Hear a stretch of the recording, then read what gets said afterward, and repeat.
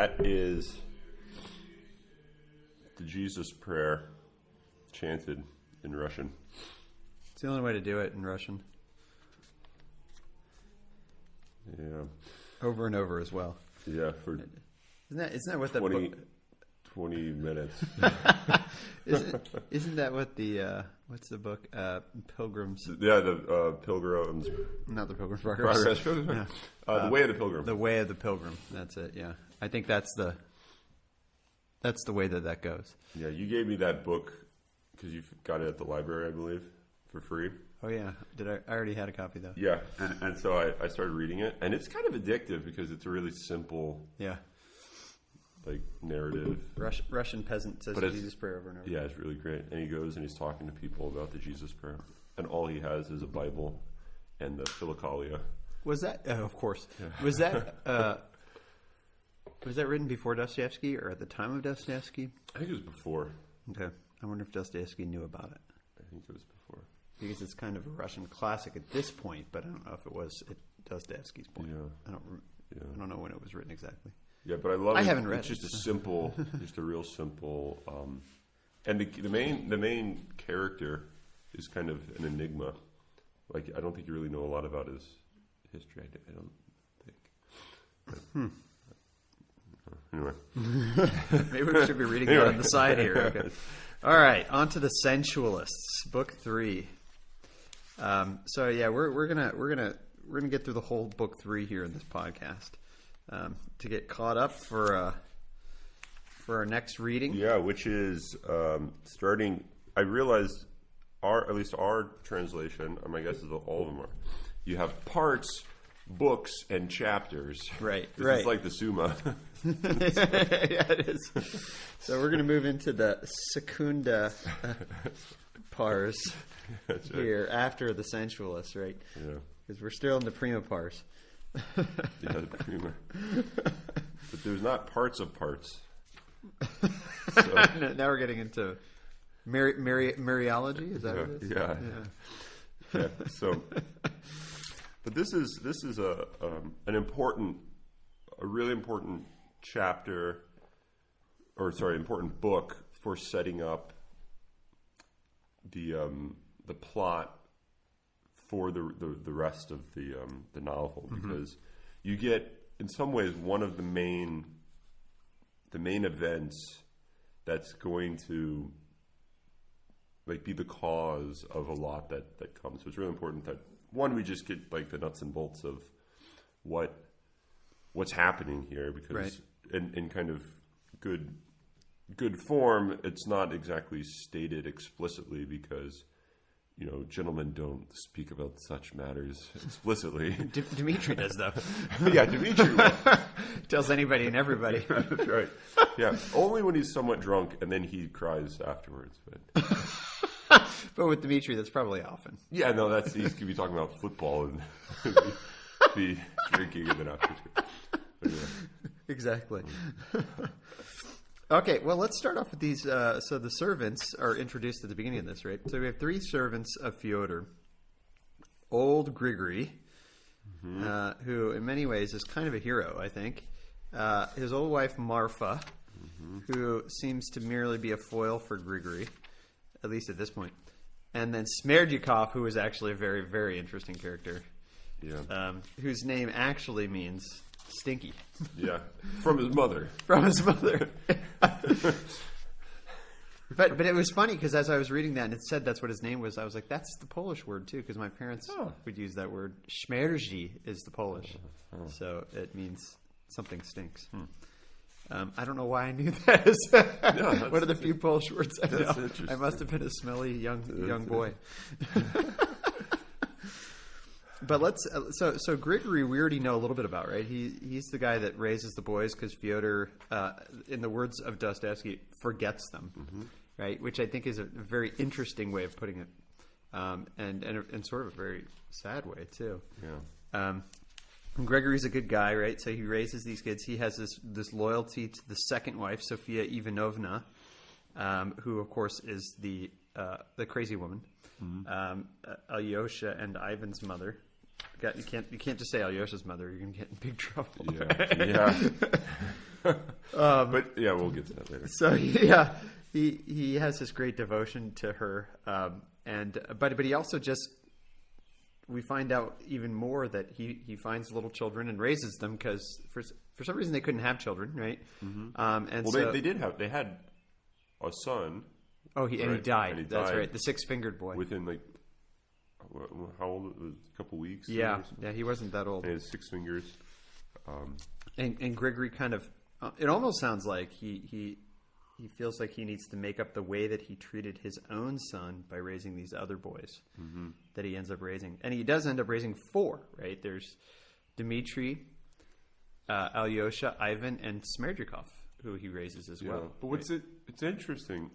I think I remember, I'm not going to be able to find it now. I don't want to waste time looking. But it's when he had, when they woke up at night and found who was to become Lizaveta. Smerdjakov. Oh yeah. I believe that was the night that their son died, or like the night of the funeral or something. Right? I believe I remember reading that, and then so that this would have been after the other boys have already been long gone. Right. So Smerdjakov is the youngest Of the group that he raises, right? Right. And I mean, if the speculation is correct, he is also a Karamazov. Yeah. Right? Which I mean, the way that he kind of portrays the rumors of Fyodor being the father makes it seem like at least the narrator thinks so, and Fyodor denies it, but never in like a, I would take this to court over this. Yeah. Always in kind of a joking way, because everything's a joke to him. Yeah, and later on, so I think I read this as he's Karamazov blood through and through, and I think you get strong indications of that throughout this book in the way that Fyodor treats Smerdjakov, that he becomes concerned with him, and the way that Grigory's treating him. He doesn't want him to beat him, sort of invites him in, but at the same time he still treats him as like a servant. I mean, this is like what's like really sort of sick. But in some sense, it's like this is the one son that he hasn't forgotten. Yeah. I mean, at least he didn't forget him. It's true. And he sends him to Moscow to learn culinary arts, which, I mean, he seems to take care of him more than he's ever taken care of a son before, which is very odd. Yeah. Right? But he's still a servant. Yeah. Of him. Yeah. I wanted to point this out. This is sort of off the topic of what we're talking about now, but Gregory, after his child dies, and he sort of feels bad about treating it like, as he calls it, a dragon. Yeah.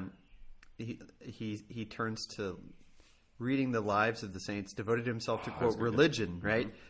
He rarely read aloud, only perhaps in Lent. He was fond of the book of Job, which is an interesting book to throw out there, and had somehow got a hold of a copy of the sayings and sermons of the God-fearing father Isaac the Syrian. Do you know how he got a copy of it? Brother Angelus. Brother Angelus gave him the copy. But that was like the thing that he like read forever, right? Which makes me think Brother Angelus is onto something, and maybe I need to get some Isaac the Syrian. Yeah. And I'm sure that St. Vladimir's Press has a copy of it. Yeah, I'm sure they have a pocket edition. Probably the one that Grigory was reading from. Yeah. That's great. No, I was going to bring that up too. Yeah, I was shocked when I saw that. But not too shocked, because I think Brother Angelus did say that Dostoevsky was kind of obsessed with Isaac the Syrian too. Right? So that kind of moves us into the story of Lizaveta, right? Which is a typical Dostoevsky character. Mm-hmm. There's a crazy woman who lives like in the streets and who's like mentally very slow. Yeah. But who is in a sense a part of the town, and everybody knows. Yeah. And usually, I mean, I'm thinking of Crime and Punishment. Everyone loves. Yeah. Right, in a special way, and takes care of in a special way because they know of sort of the handicap. And Dostoevsky says even the schoolboys wouldn't poke fun at Lizaveta. And that's a big deal. Yeah, and he even says that like afterwards, and that's a lot, for our schoolboys. Yeah, yeah. So there's something like there's almost like a prelapsarian innocence about this handicapped woman who is living in the except for the streets, except for Fyodor. Well, no, but he's not prelapsarian. Right. He is like the incarnation of the lapse. Yeah. No, he is, and this kind of brings us back to something I think we talked about a while ago, and I want to introduce the theme because it's going to come up again and again. Because I think I'm starting to get like a meta narrative. So you have those, as you said, there's the internal and the external plots, and I think one thing that's sort of in play is you have all of these characters, interestingly, are somehow related. So, and related by blood. Right. Literally related. Yeah. So you have all the brothers, obviously. And here's Smedrikov. Right. You have Katerina Grushenka, who happen to be like half-sisters. Do they? I think so. I think they're half-sisters. I don't think that's come up yet. No, it's in here. It's in. I don't remember them talking about Grushenka and where she came from. I thought it was in. Is it in both together? No, I think it's before. I think it's in Confessions of a Passionate Heart in Anecdote. I think it's towards the beginning of that. Is this because her name? No, her name isn't the same as her sister's. Katerina's sister Agafya? That's not Grushenka. Where? Okay,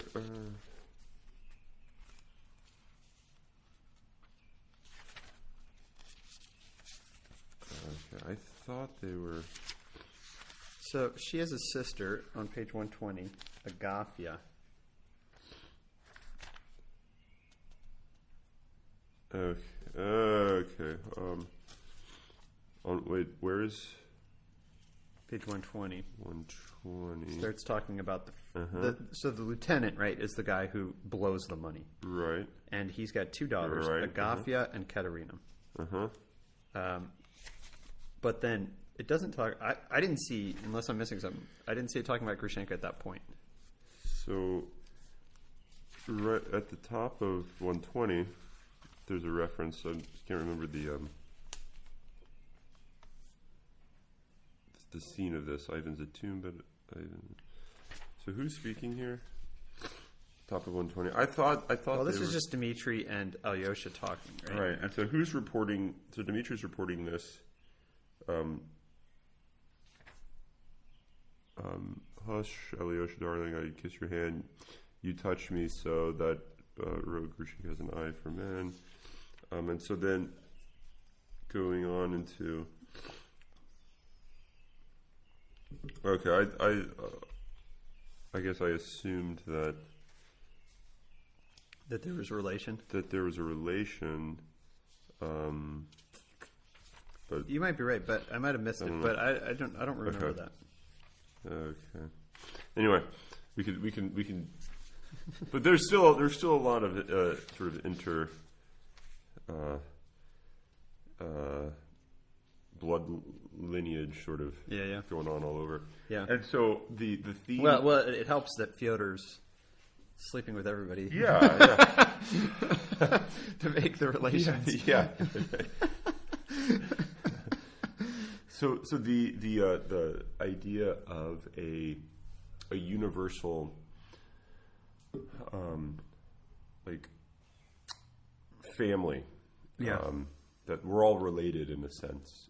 Which seems we're all Karamazovs, which means we're all insects. We're all despicable. Yeah. Right?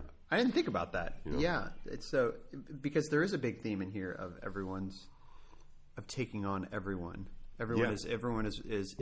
is in a sense abides in us or something like that. Yeah. Like Chris Lauderdale sent us a good question, Yeah. but he's already reading ahead, so we can't get He's into like it. 200 pages ahead. So slow down, Chris. But a great question, and now that I think about his question more, I think what you're saying relates to it exactly, right? And so it was. I was thinking this, and then Chris sent that email, which reminded me of what comes later. And I'm like, oh, this has got to be one of the meta narratives. But you think about the relationship of everyone, and they keep saying that oh, you're a Karamazov, but what turns out is pretty much all the main characters are Karamazovs or lovers of Karamazovs. Yes, yeah. Right? Yeah. So everyone is an Adam and an Eve. Yeah. And what's interesting, this is a Russian Orthodox writing a book maybe about the original sin. Yeah. Which leads you to think maybe the original sin is, because my understanding is in like Orthodoxy, the doctrine of original sin isn't like really central, or it's not really like I don't remember exactly. I'm trying to think of Schmeemann's own theology, but I think it's in some sense denied, and it has something to do with also the Blessed Virgin, right? Because the Immaculate Conception has to do with that too, right? And kind of there's a denial of the Immaculate Conception as well. Yeah, but I think what Dostoevsky's trying to do is he's trying to show you the original sin, or if you might call it the sin which sort of bleeds out into all of humanity, also kind of wells up within you. Yeah, it's not simply something you inherited; it's something that you participate in. And this has something to do with the fact that everyone participates in everyone else in an ontological sense. Right. So it's not like, oh, that darn Adam. Yeah. That's I think it's a very Western way of kind of looking at it, right? Yeah. Oh, if he wasn't so stupid and like ate that apple, instead went and had like fish and chips, then I would not be so bad. It's his fault. Yeah. I think Dostoevsky's basically writing a novel saying, no, look at the log in your eye. Yeah, and here's I think the page and the section that really hits that home. It's the Confessions of a Passionate Heart in Anecdote, chapter 4, page 119, near the bottom. So this whole thing is Dmitri talking about how he's a total loser. He forced this girl to kiss him, and then he like dropped her because he's a cruel insect. Right. And he keeps talking about because I'm a Karamazov. But the end of this was the shocking one, the shocking part. And this is I think back to the preface that Dostoevsky wrote about why is Alyosha my hero? You might be wondering that as you read, but just read and think about it. So here at the bottom, right? You can't suppose I brought you here simply to talk of such nonsense. No, I'm going to tell you something more curious, and don't be surprised that I'm glad to tell you instead of being ashamed. Alyosha says, you say that because I blushed. I wasn't blushing at what you were saying or at what you've done. I blushed because I'm the same as you are. Okay, so here's this guy living in the cell of the elder, wearing the monk's habit, basically, right? And he is... he's been explained by Dostoevsky as being the guy that like doesn't blow money, the guy that everyone loves, the guy that doesn't get drunk, he does, but he doesn't even judge the drunkards around him, right? Especially his father, right, who's a complete loser, and his father loves him and one of the main reasons he loves him is because he doesn't judge him, right? And Alyosha here so far he's been sort of drawn up as the hero of the novel at this point. But then he says, I blush because I'm the same as you. Dmitri says, you? Come, that's going a little too far. No, it's not too far, said Alyosha warmly. Obviously, the idea was not a new one. The ladder's the same. I'm at the bottom step and you're above, somewhere above about the 13th. That's how I see it. but it's all the same, absolutely the same in kind. Anyone on the bottom step is bound to go up to the top one. I mean, he's basically saying, I'm bound to be as bad as you. Yeah. Then one ought not to step on at all. Anyone who can help it had better not. But can you, says Dmitri? I think not. Yeah. I don't remember the story, but I'm wondering if this is some sort of a prophecy of what's going to happen to Alyosha in the future here. Maybe not. Maybe he's wrong about him being unable to step up. But he has this idea, I am a Karamazov. I am a sensualist. Right. It doesn't look like I am, maybe, because I'm wearing this habit. It doesn't look like I am because I'm kind and unjudging. Right. But this is not a new idea to me. And I can only imagine sort of like the concupiscence that he wrestles with, that he seems to be victorious over, but he does not think ultimately that he's going to be able to keep up the fight. Right. Yeah. Which is I'm not going to make I'm not going to spoil it. Okay. But page 381. Holy moly! That's actually not even halfway through the book. Yeah. No. This book is book 7, titled Alyosha. Oh wow! Chapter 2 is a critical moment. Okay. And I think this is the moment. The prophecy. Referring to. Yeah. Whether it comes true, whether it becomes overcome, I'm not going to say. But this is okay. So keep in mind the fact that he says. I'm going to make a note here. I cannot help it. When we get to that page, which will be in a few weeks. Yeah. Wait, what book is that? Book 7. Book 7 too. All right. So 627. That's June 27th is when you should have read that chapter. So it's gonna So basically a month from today. But I think that's an important theme. Just the theme of we're all Adam. Yeah. We're all fallen, and I think we're all Karamazovs. Yeah, we're all Karamazovs. Yeah. Which is and the contrast between Alyosha and his brothers, which has seemed so great at this point, right? Ivan, the atheist, intellectual atheist. Dmitri, the passionate, like just incarnation of wrath, almost, and not just wrath, but just mocking the world. Fyodor, who is also, the incarnation of lust. Yeah. And then Alyosha, who seems to be like this anomaly that came forth from the Karamazovs and is actually living a truly Christian and human life. And he is admitting here, oh, you have no idea. That's you don't know my heart. Which I think is there's something about knowing yourself, right? That Zosima was talking about before that's coming up here. Yeah. So, but and this whole book is entitled Sensualists. Right? Yeah, right. And he's going to admit we're all sensualists, right? I mean, all of them, all the Karamazovs, and this idea that it's the Karamazov who's the sensualist, and he can't escape it, and that we're all insects, right? As Dmitri puts it continually. Yeah. And Alyosha does not deny that and does not say, but we don't have to be. He seems to say, well, yeah, we're Karamazovs, aren't we? Yeah. We're part of Karamazov, don't you understand? Yeah. Can we, before moving on, can we talk about the Confessions of a Passionate Heart in verse? Yeah, let's do that. So I thought okay, so the way that this is set up, right, is Alyosha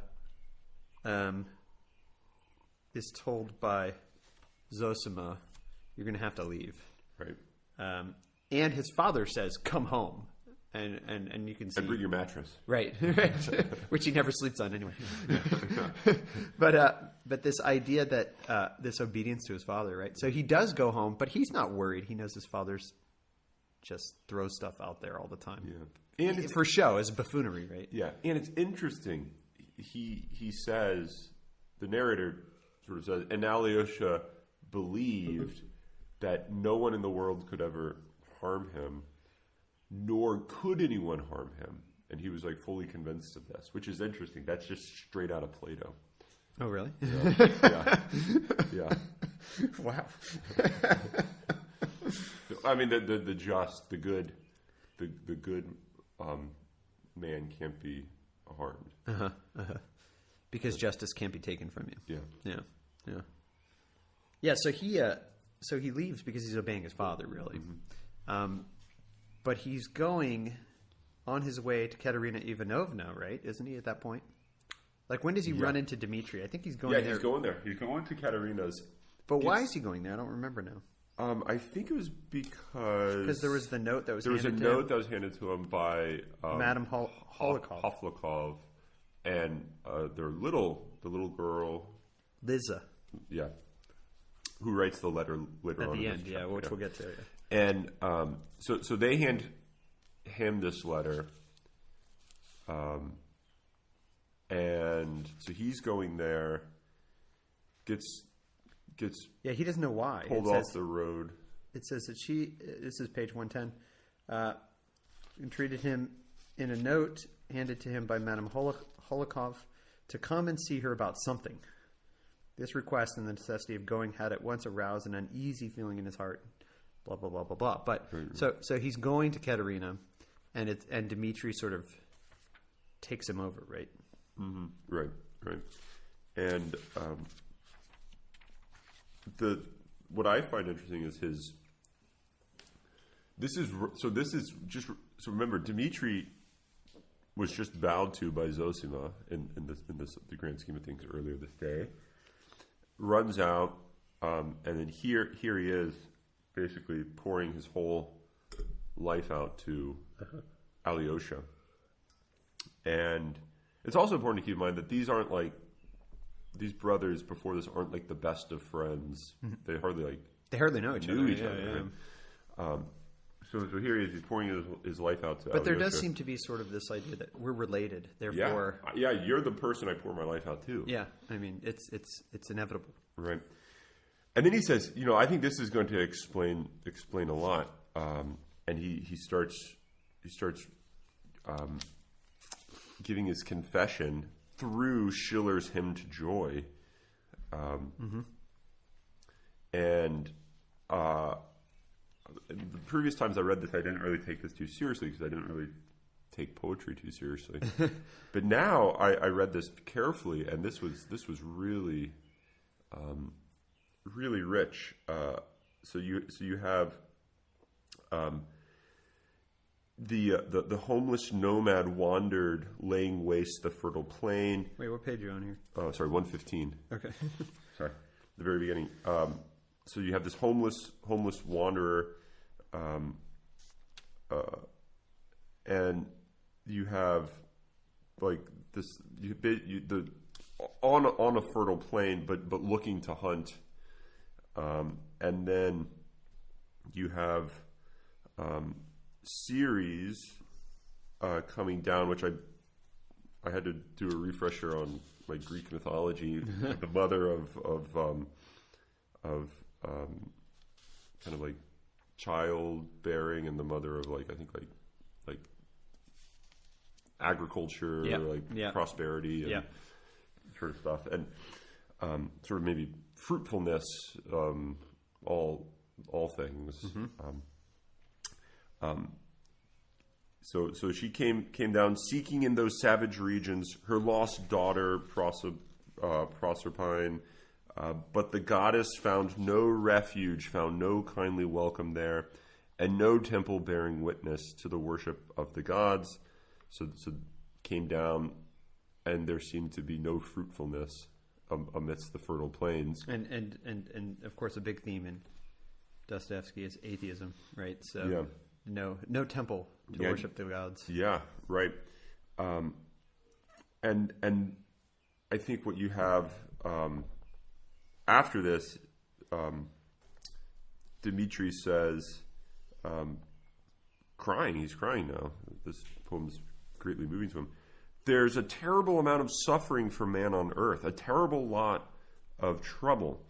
Don't think I'm a brute in an officer's uniform, yada yada. I pray God I'm not lying and showing off. I think about that man because I am that man myself. Yeah, which is the degraded man, he says. Yep, yeah, the degraded man. and then he goes on continuing the poem. He's basically associating himself with this nomad wanderer here that sort of who has as defiles. Schiller puts it, sunk in vilest degradation. Yeah. Man, his loathsomeness displays. Yeah. And then the poem continues in the middle of 116 there. Would he purge his soul from vileness and attain to light and worth? He must turn and cling forever to his ancient Mother Earth. Going back to the theme that they came up with our conversation with Brother Angelus about the incarnation and bowing to the earth, or finding something before you that you can bow to and worship. And I think the soul being purged of vileness and attain the light has to come from a clinging to the earth, right? So it's whether or not the earth is going to be clung to or not.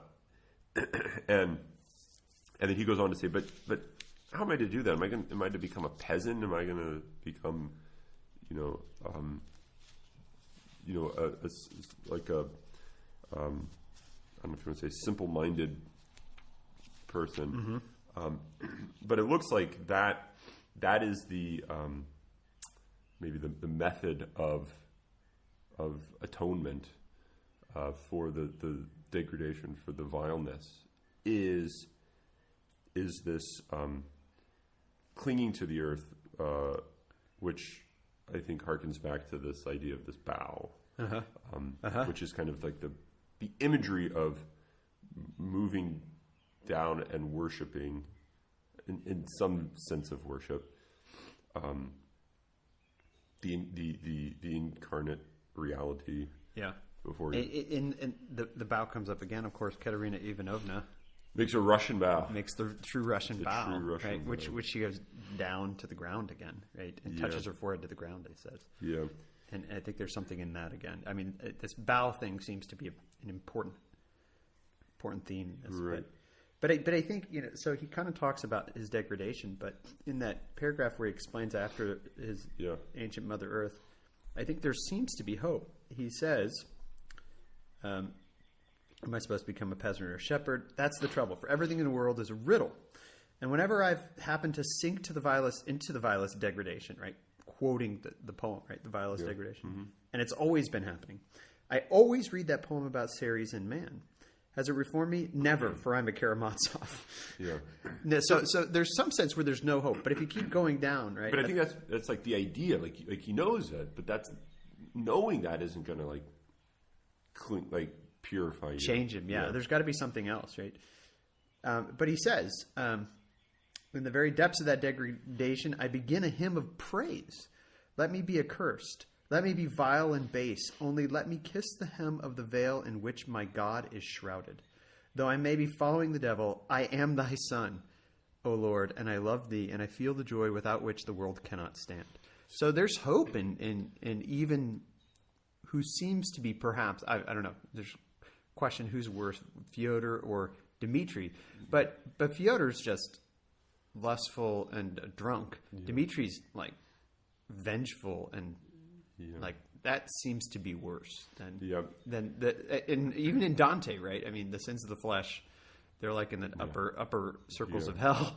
It's the traitors that are being chewed by Satan himself, right? Yeah, I mean, I think what he's suggesting is, and the sensualists. So what he's suggesting here, I think, is the way of the sensualists, which is that even in the darkness, the vileness of the sensualist life, they're still attuned to the joys of the world. That is the joys with which the world cannot stand. Right. So in some ways, there's no way that one could ever live in this world unless there was joy.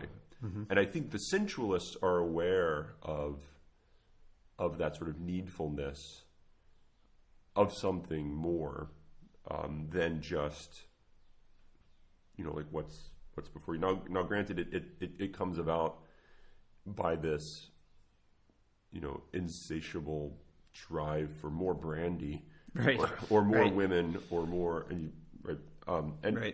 even I mean, in some ways, the anger that Dmitri has, I think he realized. It's not just simple like cruelty. It's sort of anger for a higher. What's odd is he's angry because of the degradation that the situation is placing on Grushenka or Katerina, or so in some ways it's out of a desire for purity that leads him to like smash his father's face in.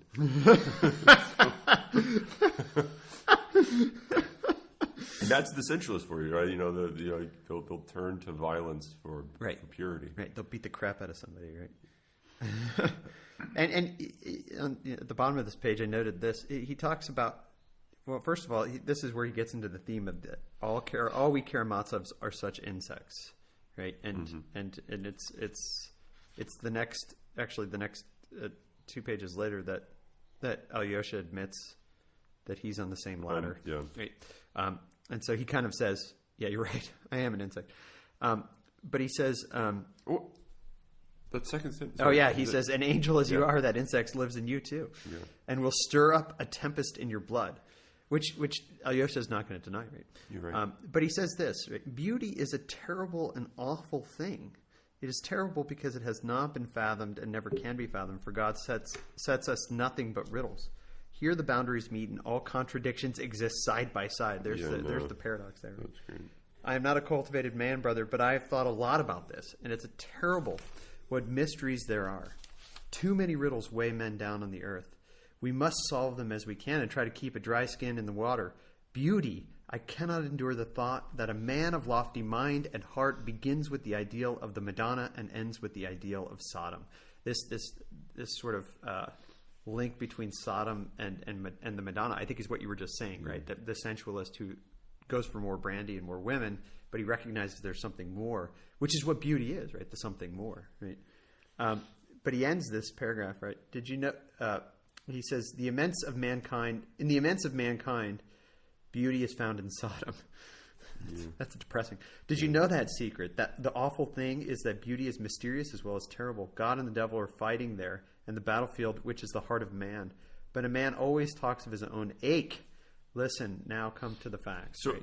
So what's still more? So after begin with the idea of the Madonna and end with the idea of Sodom, and he says, but even what's more awful is that one would begin. Is that man with the ideal of Sodom in his soul does not renounce the ideal of the Madonna. Yeah. Right. So it's not simply that you go from the. It's not. Here's. It's not that you fail the Madonna and then you just go down. What's just completely like hard to just wrap your head around. It's not that you had such a high ideal, and then you got first class ticket to Sodom. Right. Rather, it's once you got your first class ticket to Sodom, you still kept the ideal of the Madonna. And I think, as he says, his heart may be on fire with that ideal, genuinely on fire, just as in his days of youth and innocence. And he says that's the awful thing. And then he says, what to the mind is shameful is beauty and nothing else to the heart. Is there beauty in Sodom? Believe me that there is, right? And so he has this understanding that the desire for all these base things is actually a twisted manifestation of man's own ache for something ultimate, right? Something pure, something the beautiful, right? Ultimately. Yeah. And I think the end of Schiller's poem there, 117, it's all about this. So joy, I think, is going to play an important role here. Joy, everlasting, fostereth the soul of all creation.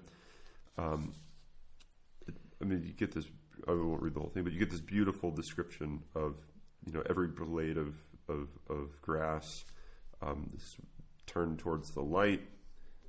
And it's all these things breathe, all the things that breathe, drink, enjoy. The birds, the beasts, the creeping things, right? So even the creeping things, drink, enjoy. That is, even the insects, even the Karamazovs have touched this joy, and so even they are capable of having the grace to, be redeemed. Unfortunately, they're the insects and not the angels, though. yeah. But I mean, I think you have the angels, and then you have those with sensual lust. Is what the insects are. So I think, but it's still a participation in joy in some way. Right? Yeah, and we're not saying like, they're satisfied by sensual lust. That's not what he's saying. Yeah, and I think when you look at the Karamazov, they're not safyed by sensual lust. No, man, they're disasters. Oh. Right. I mean, the only thing that Fyodor doesn't want brandy. He wants more brandy. I mean, it's just obvious. That's a good way of putting it. I don't want a glass of brandy. I want the next glass of brandy. Yeah, he says that over and over. Yeah, which happens over the brandy. Yeah. And Ivan's like, no, you're going to cut off. He goes, no, I'll have one, and then I'll have another one after that, and then one more after that, and then take the bottle from me. But he's already like falling over drunk. Right? Yeah, and because he can't. I mean, it's like this. It's just. It's worth belaboring. It's not about the brandy. It's not about the. It's about the next glass of brandy. Yeah, it's about the moreness. Yeah, right. Which is what beauty is. Right? Yeah, it's about the beauty. And this is why I think like the sensualists are capable of like such great acts of love as you'll see. They're also capable of the greatest acts of like vileness, right? So don't as you'll also see. Don't take this the wrong way. But what's awesome throughout this book, when Fyodor and Alyosha, Ivan, Grigory, and Smedrikov are all talking, you get Fyodor saying, "Okay, Ivan, does God exist or not?" And he says, "Alyosha, what about you? What do you say?" And he's like, 4/5 from drunk. Yeah. Actually, no, 4/5 past drunk. And he's probably drunk a whole fifth at this point. He's past a fifth. 4/5 actually. And so he has this little debate playing out. And he's like, it's probably more the case that Ivan's correct, that God doesn't exist. It's probably that's more probable. And then Alyosha's like, I'm not.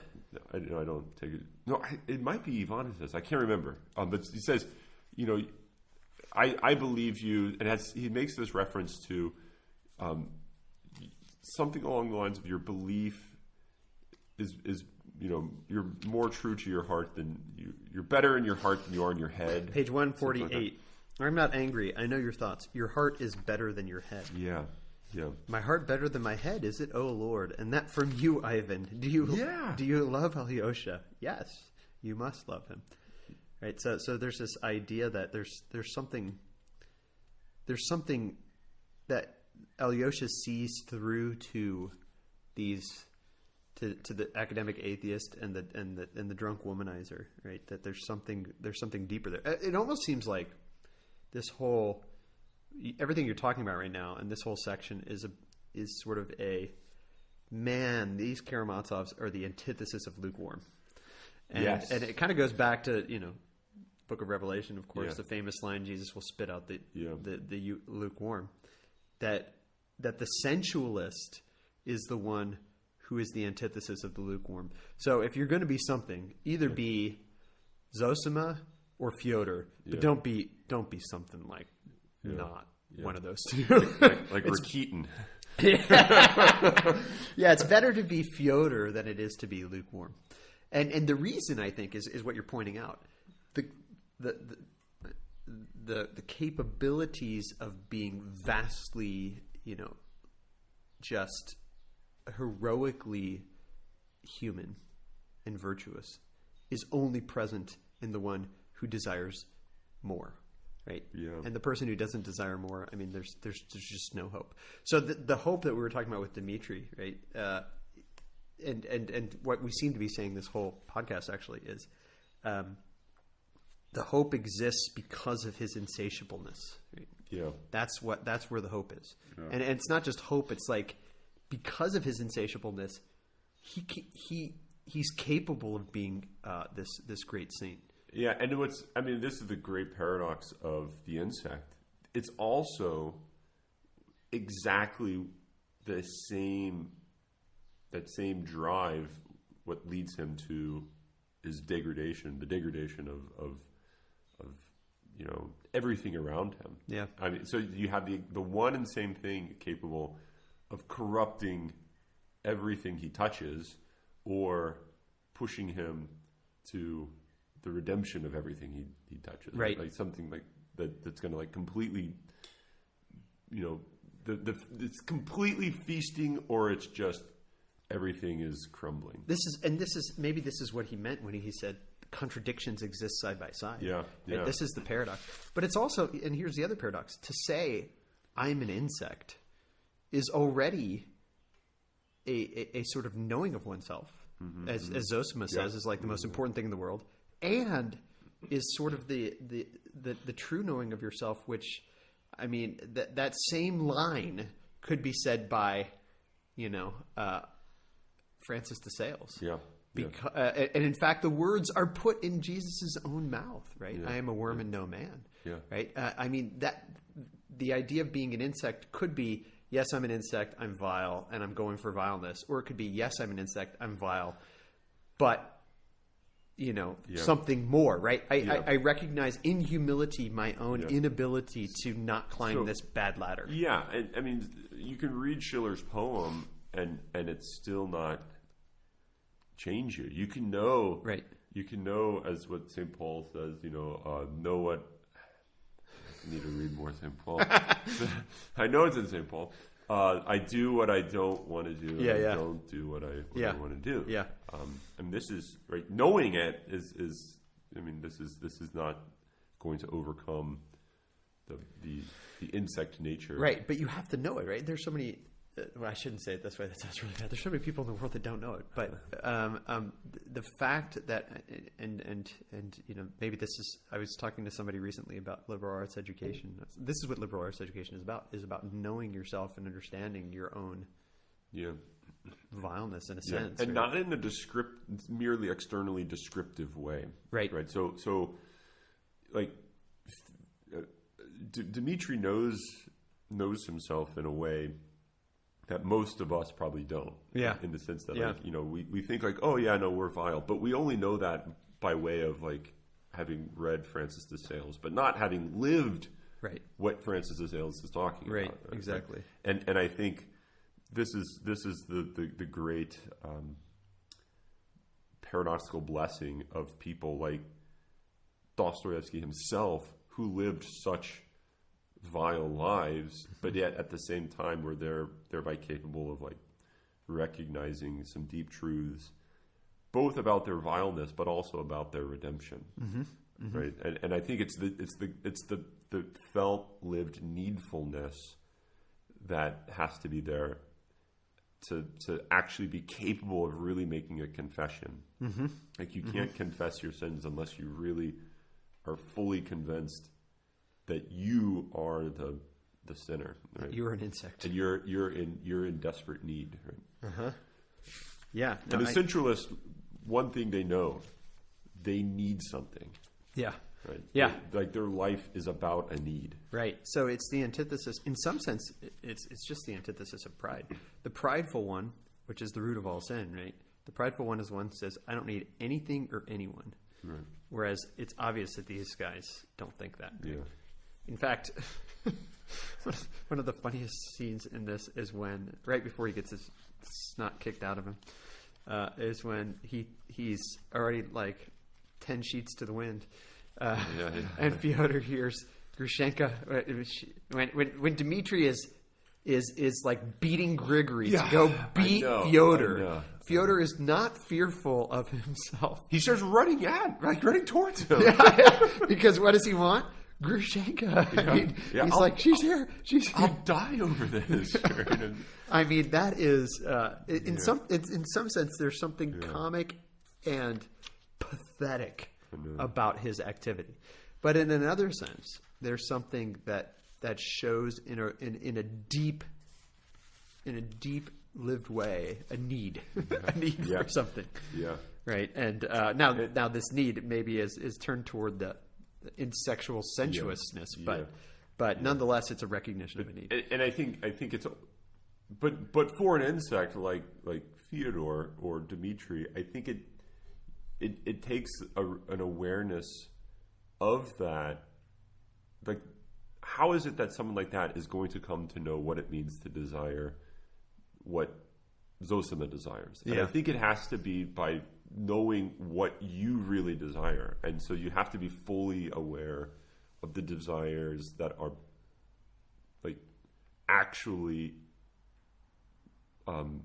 navigating your entire life. Right? And so I don't think you can move to the Zosima life unless you can actually understand what is actually moving your life is the exact same type of desire that's moving his life. So it's not like he's got something I don't have. Yeah. It's just mine is ordered in a way towards something that his isn't. So it's like, and it might actually be the case that the drive, so to speak, in Dmitri is even greater than the drive that Zosima has for, you might say his object. Right. Right. I don't know. I think this is why, like, you can have the greatest sinners being, kind of prepared to be the greatest lovers through their sinful life. They interestingly are capable of being redeemed to making the feast in heaven far greater than just your average everyday saint. No, that sounds kind of but isn't this? I mean, this is sort of the passage that we always obsess about. But isn't this the lost sheep? Right, the lost sheep is worth, as Peggy says. It seems the passage seems to suggest this that it's worth more than the $90. Yeah. Right, and so the celebration of the lost sheep seems to be saying, like, you can have all these Joe Schmoes that don't, drink a fifth in a night. Yeah. But the guy who drinks the fifth in the night is going to be the one who dies a martyr's death. Yeah, you don't. If he comes to recognize himself and his own desire, as you're putting it. Right?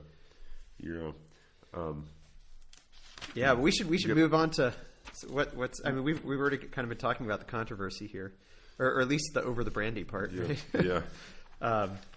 And the explanation, of course, is really important. That all the money that's given over, Katerina comes over. We were just talking about this right before we started recording. She comes over, obviously, to give herself over to Dmitri for $4,500. So, because the money is needed so that her father doesn't go to prison. Yeah. And so she offers herself to him.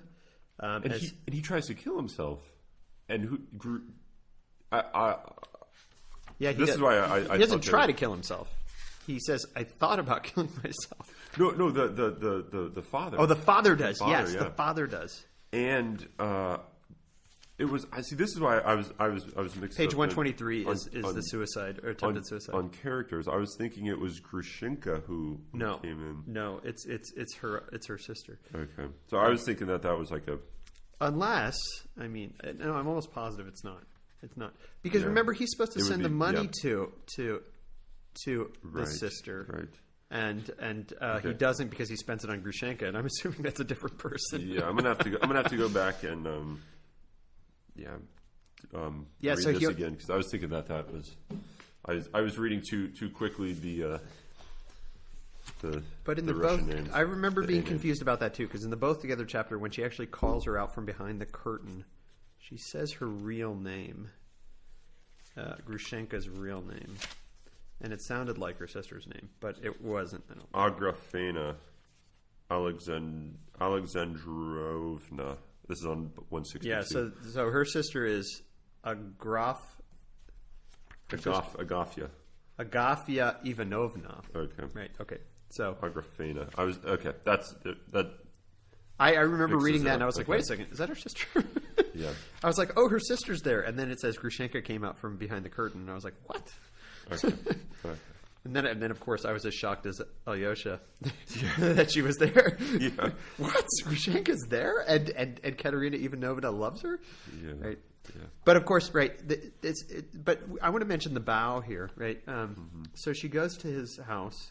He offers, basically, I'll give you $4,500 if you send the young lady secretly to me. With possibilities. Yeah, in view of possibilities, as he puts it on page 122, right? And so obviously he's asking, well, not obviously, because I had to kind of talk to you. Is this what he's asking? Because I think that's what he's asking, for her to come and sleep with him, right? Yeah. And on 125 or 124, she shows up, and he's kind of shocked, right? Yeah. And you never know where Dmitri's going to go, right? There's Dmitri's not Fyodor. Like Fyodor would have gone right for her, right? But right. Dmitri is more vengeful than lustful. Yeah. And so his first idea, which was a Karamazov one, was to just was to in a sense take her. But then he had an even more Karamazov thought, at least as he thinks, right? Where he wanted to say this, as he says at the top of 125. 4,000? What do you mean? I was joking. You've been counting your chickens too easily, madam. 200 if you like, with all my heart. But 4,000 is not a sum to throw away on such frivolity. You've put yourself out to no purpose. But he doesn't do that, ultimately, right? He doesn't do that. I mean, he says this very interesting thing, and this is exactly what we've been talking about. The second paragraph, 125, the very end. On my oath, I looked at her for 3 seconds, or 5 perhaps, with fearful hatred. That hate which is only a hair's breadth from love, from the maddest love. All right, there you go. Right, this is the idea that they are not lukewarm, right? And instead of first of all yelling at her and saying, "Get out of here, you slut," and instead of saying, "Come into my bedchamber," he just gives her the money, and he makes her a deep bow, a most respectful, a most impressive bow, believe me. She shuddered all over, gazed at me for a second, turned horribly pale, white as a sheet in fact, and all at once, not impetuously, but softly, gently, bowed to my feet. Not a boarding house curtsy, but a Russian bow, with her forehead to the floor. There it is again, right? Yeah. And right after that is when he says, I almost stabbed myself from delights. Yeah. So joy. Yeah, right? It was joy, but it wasn't joy. It wasn't. I don't know. Maybe this is what I thought when I read this. I mean, he just seems he's still in his vileness here, right? And I don't know if he'll ever get out of it, but we'll keep reading. But it doesn't seem like he stabbed himself because he was so happy that she was happy, but that he was so happy that she was in his power now. So this is what I was going to ask. Why do you think he gave the money without any? Without anything, do you think he did this? Like he apparently he got nothing in return other than either, I got nothing in return, and it was just a complete act of charity. Yeah. Or do you think he did it because? Yeah. No, maybe after the fact he realizes, she's completely in my power. But you can't think a sensualist. You can't read into him too much. Yeah, because they're just completely impulsive. Yeah, they act. Right. So whatever he thinks after the fact is slightly different. And it's so maybe I jumped to that conclusion too quickly because I wonder maybe the delight was that he did an act of total love. Yeah. It's interesting though how he starts this, right? So right after the maddest love, the hatred, the hair's breadth away from love. I went to the window, put my forehead against a frozen pane, and I remember the ice burnt my forehead like fire. And then he just goes and gets the money. It's almost like he has this dilemma within himself. What do I do? Because I could easily just bring her into my bed, or I could turn her away as a vile slut, right? Or I could just give it to her, and then he does it, right? But there's this weird thing where he sticks his forehead on the frozen pane, and it almost like points to the sensualist again, right? I remember feeling this feeling. Yeah. and then I did this, and then I felt so delightful I was going to stab myself. Yeah. And I love how he says, "Can you understand that one might kill oneself from delight?"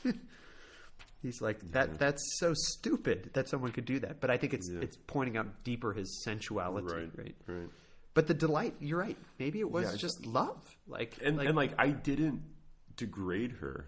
I don't know. I'm just trying to think, why would he be so delighted? Yeah. And okay, now I have power over her. Yeah, no, I think you're right. I take back what I originally said. I don't think it was that. I wonder if it really was a delight because this was good. I mean, going back to the joy. Yeah, this was just good. And maybe all of a sudden he recognized something that satisfies his insatiable Karamazov desire for more brandy. Yeah, and what's interesting is it doesn't actually it doesn't bring it to an end. I think, I don't know. It seems like he has touched something deep, mysterious in this act that he did, and presumably he got nothing from it. Yeah. But this joy, this delight that was so strong that he almost killed himself. Yeah. Because of it. Yeah. So it's not like this is something that now I don't desire anything else, and it seems that he's still completely a sensualist, but he has maybe seen what sensuality is for. Right.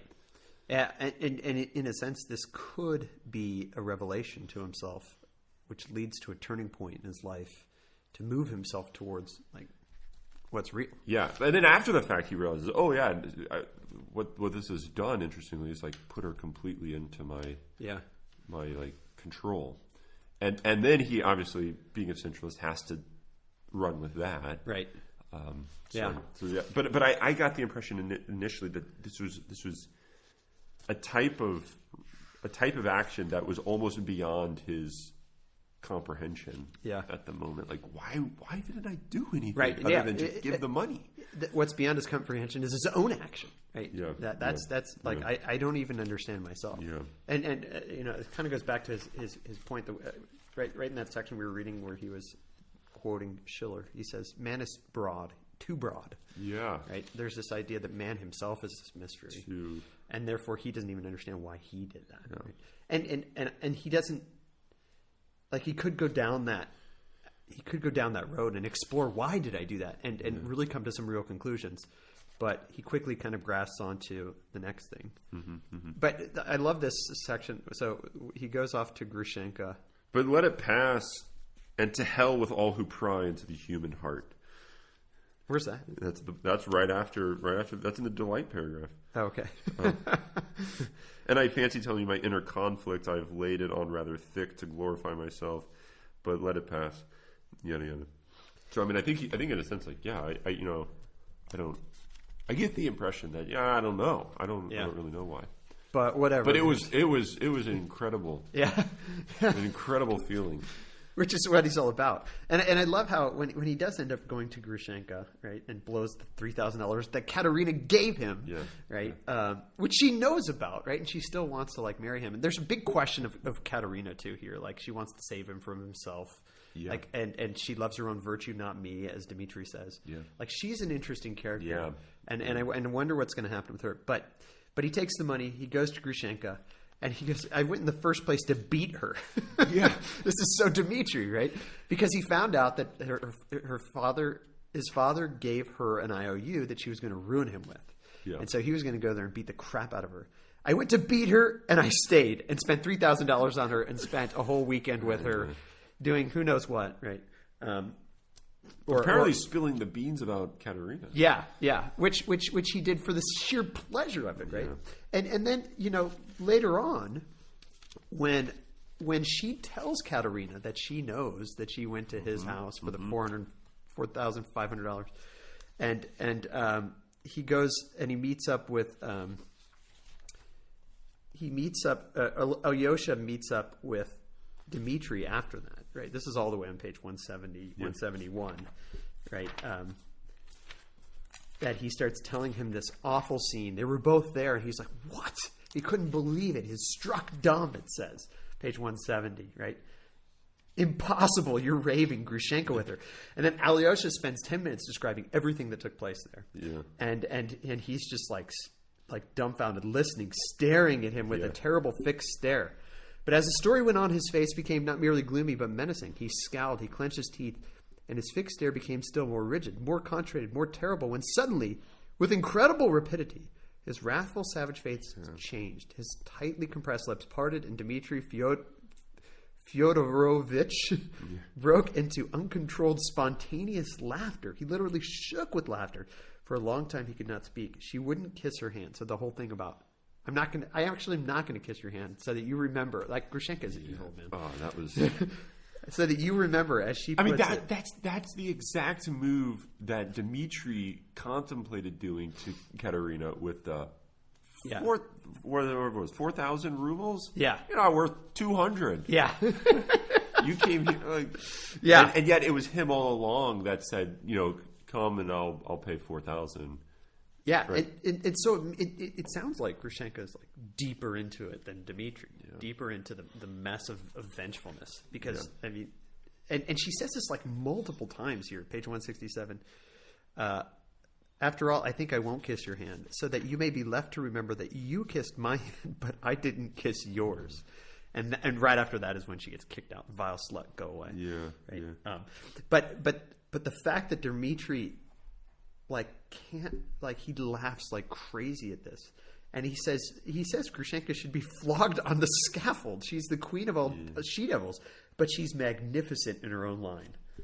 A hanging is too good for her. I mean, he knows that she's like beyond. She's more vile than he is. Yeah. Right. And Alyosha on 171, brother, you don't seem to have noticed how you've insulted Katerina Ivanovna by telling Grushenka about that day.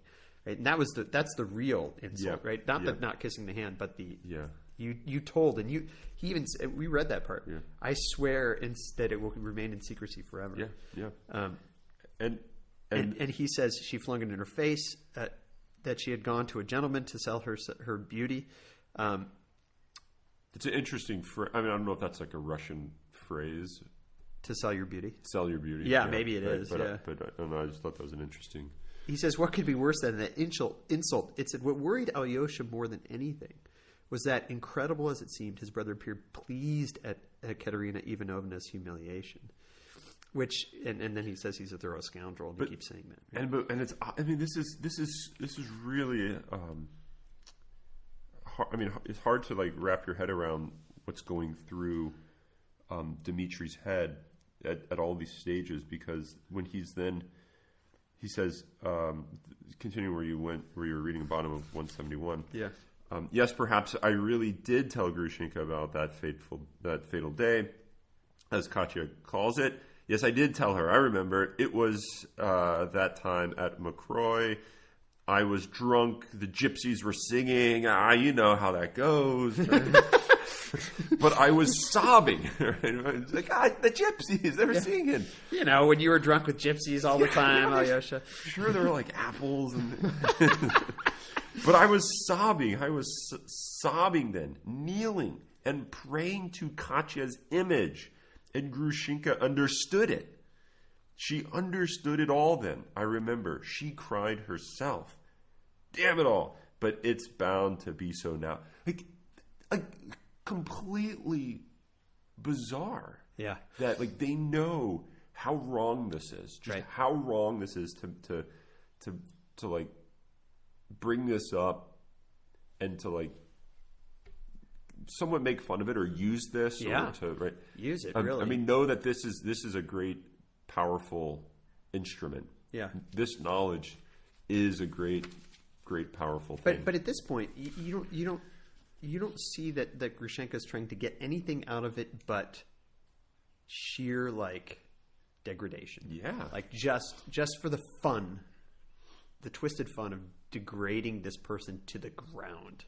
Yeah. Because she doesn't get anything from, at least not yet. I don't know if it's going to come up. But she doesn't get anything from Katerina. She just says, "Oh, I didn't promise you anything. I'm not leaving him."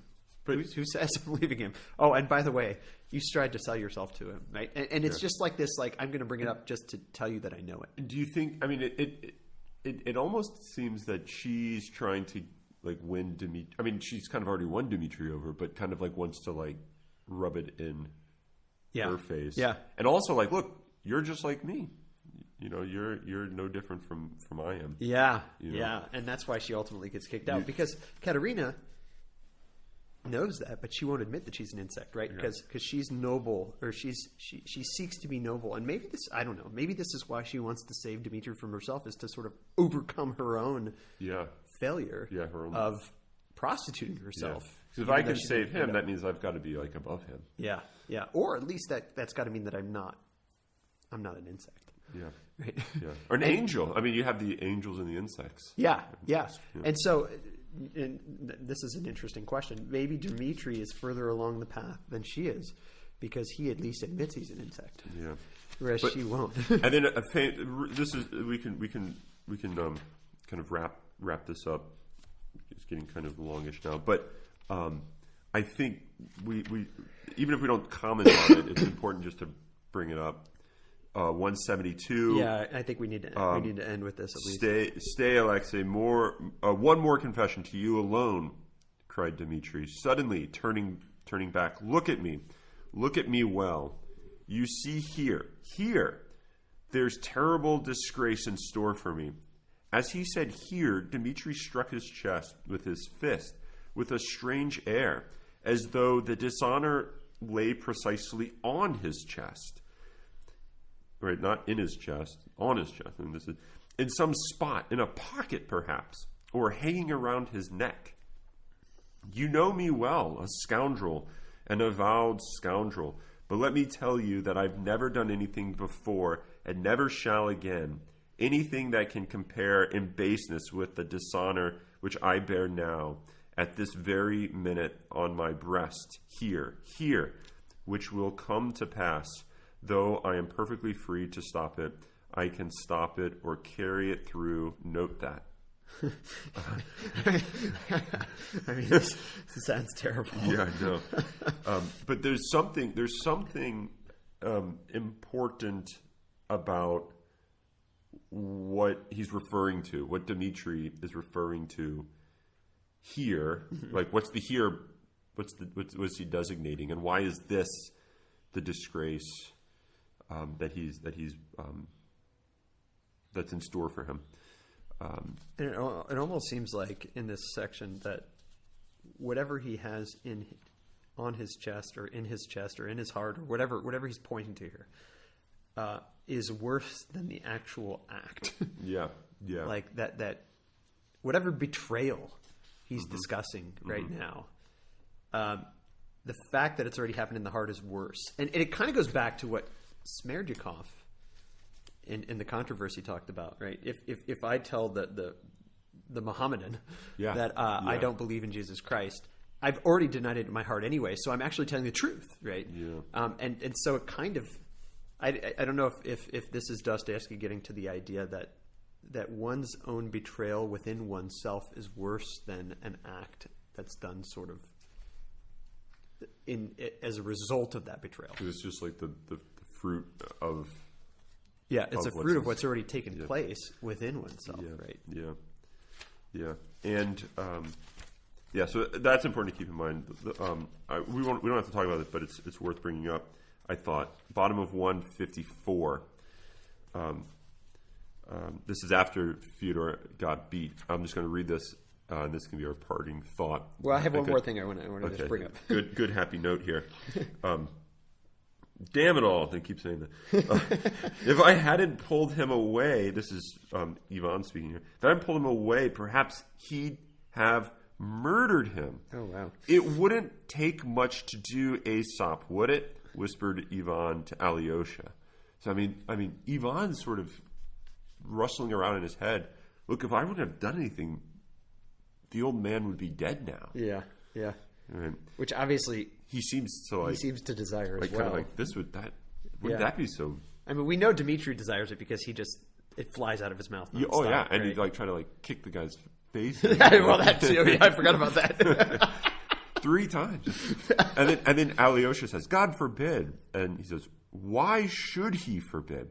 Ivan went on in the same whisper, with a malignant grimace.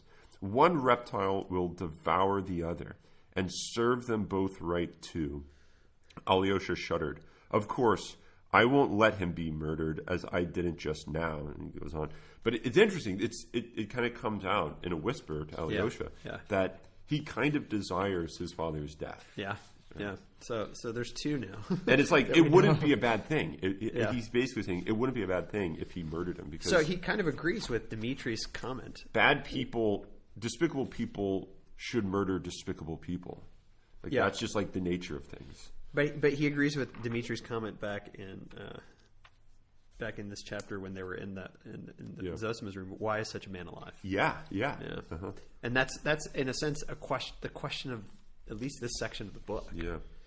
But let me point out one last thing. Yes. And this sort of ends the book. And then we got to really end. Then we got to But so Alyosha has this note in the midst of all this craziness that's happening in his day. Yeah. His day has been a nutty day. Nuts, okay? yeah. I mean, crazy. You've got the meeting at Zosima's. Then you've got the disastrous lunch that never happened. The scandalous scene. The scandalous scene, right? And then you've got the going back on his way to Katerina's, meeting up in this shed, a garden shed with Dimitri, getting the whole story. Then you've got going to his father's house and his father having the debate about denying the faith, then getting his face kicked in. Then you've got him going to Katerina Ivanovna's and them both together. Yeah. Then you've got the final scene of him meeting up again with Dimitri and him talking about this betrayal that I have, right? Uh-huh. Okay, so all this happens. In the midst of all this, he gets handed this note that he puts in his pocket, doesn't even think about, right? And the note is from this girl. I don't know how old she's, but I assume she's like 13, I think they said her 14. age, but I think she's like, pretty young. Yeah. And so obviously she's not of age because she said we have to wait for the time fixed by the law, as she puts it. But this note says, as Alyosha's trying to go to sleep and he's thinking like all this horrible stuff has happened, he prays, right? This prayer that he has. That always brings him untroubled sleep, but he's questioning whether it's going to happen now. Then he remembers, after he finishes his prayer, that he has this note. And he was like, oh yeah, what's this note? And he reads the note, and it's a confession of love from this girl saying, you're going to think I'm stupid. I can't believe I wrote this. And it kind of sounds like, a preteen or early teen girl writing it, right? Which, again, Dostoevsky was never a preteen girl. So it's interesting that he does this so well, right? Which is why Dostoevsky's awesome. But he's already decided I'm not going anywhere tomorrow because Zosima's dying.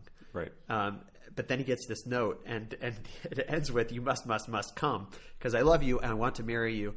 And you have to agree to this almost, right? Mm-hmm. And Alyosha, the way it ends, like I have a real question in my mind: what's going on in Alyosha's head here? Let me just read the last paragraph here. Alyosha read the note in amazement, read it through twice, thought a little, and suddenly laughed a soft, sweet laugh. He started. That laugh seemed to him sinful. But a minute later, he laughed again, just as softly and happily. He slowly replaced the note in the envelope. Okay, so first of all, he thinks like he's got sinful, like probably Karamazov insexual insexual thoughts, not incestual, but insectual. Yeah, like an insect. Yes. But a minute later, he laughed again, just as softly and happily. He slowly replaced the note in the envelope, crossed himself, and lay down. The agitation in his heart passed at once. So he just thought he had a sinful thought, and then the agitation passes. And God have mercy upon all of them. All right, this is a very Zosima theme here. Have all these unhappy and turbulent souls in thy keeping, and set them in the right path. All ways are thine. Save them according to thy wisdom. Thou art love. Thou wilt send joy to all. Alyosha murmured, crossing himself, falling into a peaceful sleep. So this note, which is kind of like, I wonder how he's taking this note. Is he like, oh, this is actually something I might be interested in, marrying her? Or is he thinking, this is sweet and cute for this little girl? Or is he thinking in sexual Karamazov thoughts? But whatever happens, it takes this whole crazy day and allows him to sleep peacefully. Yeah. Which, there's a big question in my mind, what's going on here? Yeah. So I'm interested to go into the next part. And I love how he ends part one with that. Yeah. With this sort of like note, then Alyosha's laugh. Double laugh. Yeah. despite that question of whether there's sinfulness involved. Yeah. His final prayer, which seems very sincere and loving, and then his peaceful sleep after that, right? After this horrible day, right? His father's bleeding from the mouth, right? Yeah. and is asking with his fat lip where Grushenka is. Yeah. And here he is sleeping peacefully. Yeah. It was amazing to me that he went to sleep peacefully. That was the amazing thing here, right? And I don't think. I mean, in some sense, his prayer is so sincere and good, and he has a faith in God. That's true.